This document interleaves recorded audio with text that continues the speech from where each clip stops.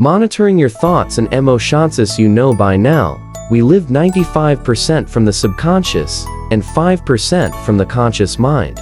Most human beings never stop to see the correlation between the mind and body. Many scientists say they are the same. They are not distinct and different. Imagine someone pisses you off. That thought creates a chemical in your brain. Cortisone gets released.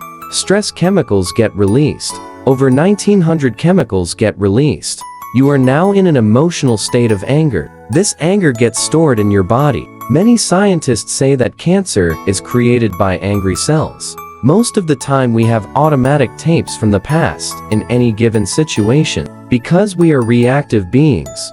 We are like leaves blowing in the wind. We never stop and think before we act. Many people Twitter without thinking. So the goal is to rewire our circuits. When someone makes us angry, stop in your tracks. Focus on your breath. Imagine an infinite field of peace surrounding you. By the way, it does it 24 hours a day. This is your true nature. Smile and don't say a thing. When you have your composure back, speak with kindness. Mind you, this is extremely difficult to do. Here's some advice for you on this journey. Write down all the areas that have caused great trauma in your life. Many times, a great trauma never gets processed properly. It is stored in our subconscious. The greater the trauma, the greater the emotional impact. Unfortunately, so many people hold on to the past. An event may happen over 30 years ago, and we still hold on for dear life. We still hold a grudge and are angry toward that one person. We need to learn and forgive. We need to let go of that emotion. In the last 30 years, much insight has been into the relationship between the mind and body. There are many different techniques out there to heal and release our emotional scars. Here is one that I like. The Emotional Freedom Technique. F is a self-help technique that involves tapping near the endpoints of energy meridians located around the body. F works by lowering cortisol levels and the body's stress response because it helps to promote relaxation. Imagine you have some anger issues. The first step is to identify the issue. For this to work, you need to identify the issue. Make sense? Step 2. On a scale of the lowest 1 to the highest 10.